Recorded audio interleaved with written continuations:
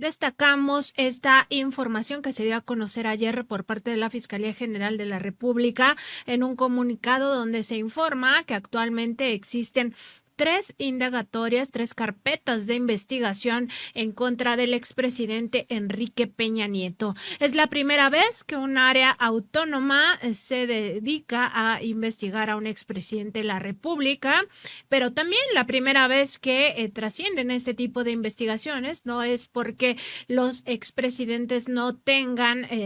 digamos, cuentas pendientes con el pueblo de México, sino por las complicidades que se tejían arriba, que impedían que estos, pues francamente criminales, rindieran cuentas ante la justicia. Estamos hablando de por lo menos los 5 expresidentes quienes deberían de ser juzgados en nuestro país. En el caso de Enrique Peña Nieto, la Fiscalía General de la República dio a conocer el día de ayer que el primer caso, la primera carpeta de investigación, incluye diversas denuncias en las que se encuentra involucrada la empresa española OHL,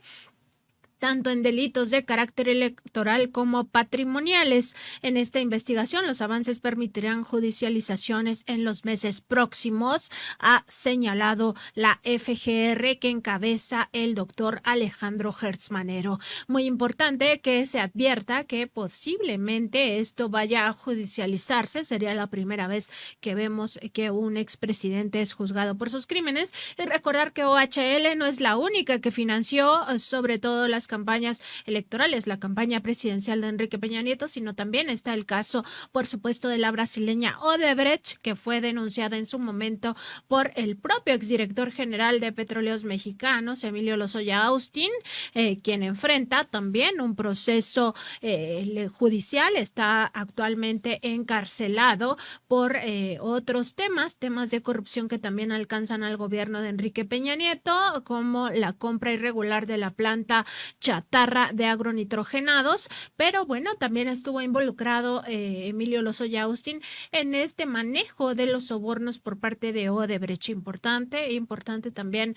tener en cuenta que esos otros casos existen. Lo que indica la Fiscalía General de la República es que esta primera carpeta de investigación es por el caso OHL. Respecto de la segunda carpeta de investigación, la FGR refirió que esta se basa en denuncias sin presentar cuántas denuncias se hicieron, presentadas por las autoridades hacendarias. Hasta el momento se sabe que la unidad de inteligencia financiera a cargo de Pablo Gómez es la que presentó estas denuncias. Incluso se dio a conocer en una conferencia matutina el pasado 7 de julio que estaban abiertas estas investigaciones y que además se habían dado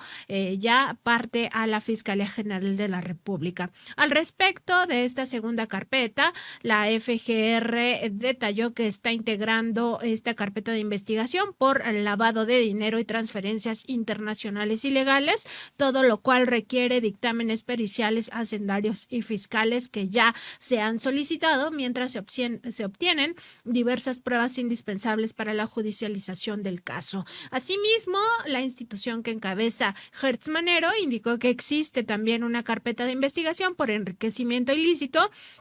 en la cual los dictámenes fiscales y patrimoniales se están desahogando a través de las instituciones correspondientes y de los peritos especializados en la materia. El comunicado se emitió luego de que el presidente López Obrador, ayer mismo en su conferencia matutina, descartara que hubiera una persecución en contra del expresidente Peña Nieto y también que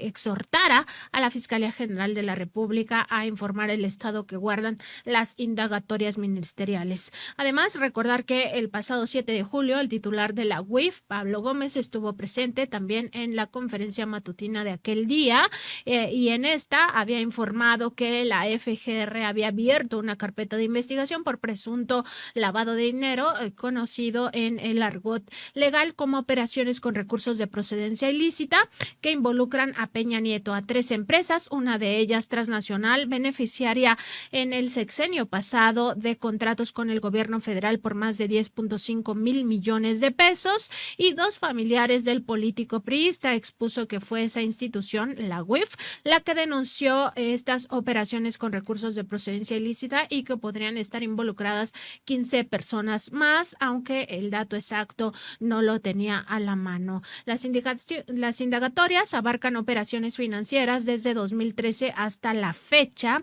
en las cuales se documentan transferencias millonarias a Irlanda, considerado un paraíso fiscal, a España y a Estados Unidos. Asimismo, se han detectado depósitos en efectivo por más de 30 millones de pesos, de los que Pablo Gómez ha destacado que se desconoce su origen, destacó en aquella ocasión. En esta conferencia presidencial del 7 de julio, el titular de la UIF también detalló que el análisis se dio a partir de las transferencias financieras que tuvieron reportes de actividades vulnerables de lavado de dinero en octubre de 2021. Al respecto, pues recordar las cuentas pendientes que tienen algunos de los expresidentes en nuestro país. En el caso de Carlos Salinas de Gortari, no podemos olvidar que en el sexenio de Ernesto Zedillo se investigó la llamada partida secreta. Recordar que pues esto se eliminó a petición del presidente Andrés Manuel López Obrador por ser un gasto discrecional. Y bueno, en aquellos momentos pues se aprobó ya la eliminación de la partida secreta. Sin embargo, en el caso de Carlos Salinas de Gortari, pues estaba vigente aquel artículo 74 de la Constitución en el que se establecía, bueno, más bien esta es parte de la reforma que se estableció en el artículo 74, que no habrá partidas secretas en el presupuesto de egresos de la Federación. Sin embargo, pues tanto Carlos Salinas de Gortari como Ernesto Zedillo, Vicente Fox, Felipe Calderón y Enrique Peña Nieto sí tuvieron acceso a esas partidas secretas. Recordar que en aquella ocasión, en aquel sexenio de Carlos Salinas de Gortari, esto sirvió como una caja chica en la cual se disponía mensualmente del equivalente de 200 millones de dólares, 4 mil millones de pesos al tipo de cambio actual, y esto se repartía sobre todo entre familiares, sobre todo los hermanos de Carlos Salinas de Gortari, particularmente el caso de Raúl Salinas de Gortari, pues está ampliamente documentado por el periodista Miguel Vadillo. Y sus amigos también, compadres, burócratas, empresarios, legisladores, escritores, periodistas, dueños de periódicos y concesionarios de radio y televisión. Recordamos también en este momento, a través de las informaciones que se están publicando, de los documentos que se están publicando en nuestra transmisión, pues justamente el caso de Aguilar Camín, quien recibió parte de estos recursos. Hay cheques, hay incluso cartas que demuestran cómo se estaba transfiriendo en su momento recursos de esta llamada partida secreta. Recordar que ese sexenio pues fue un sexenio de corrupción, al igual que el de su sucesor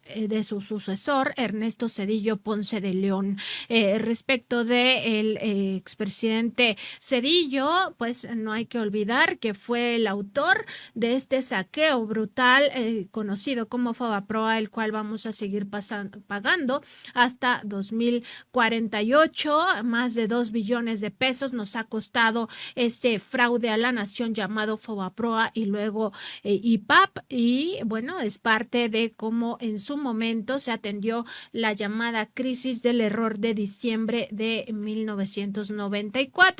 Entre estas cuentas pendientes, pues también está el caso de Vicente Fox con todo este tema que tiene que ver con los hijastros de Marta Sagún, los negocios que hacían en Petróleos Mexicanos. Por supuesto, del caso de Felipe Calderón no podemos olvidar la estela de muerte que nos dejó en nuestro país, y pues todo con tal de legitimar su gobierno. Actualmente su brazo derecho, Genaro García Luna, está siendo investigado y además procesado judicialmente en Estados Unidos por su participación con el el cártel de Sinaloa y también recordar todos los casos de corrupción en los que estuvo involucrado Felipe Calderón Hinojosa, entre ellos, por supuesto, la inútil Estela de Luz, este supuesto monumento que no sirve para nada y en el cual se gastaron varios millones de pesos, así como en la barda de la fallida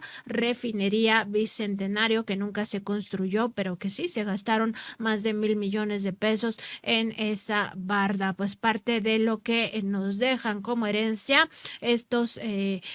pues expresidentes, en el caso de la Estela de Luz, 1,304 millones de pesos es lo que costó esa obra, que no tiene ningún beneficio para la sociedad y que sí permitió pues que algunos empresarios, algunos políticos hicieran sus raterías a costa del erario de la nación. Todos estos, pues hasta ahora no se sabe si están siendo parte de carpetas de investigación por parte de la Fiscalía General de la República, si están siendo indagados ministerialmente. Sería importante que se hiciera, aun cuando en aquella consulta que se hizo a los mexicanos y a las mexicanas y en la que 6.5 millones participamos para que sí se les juzgara, pues no fue vinculante.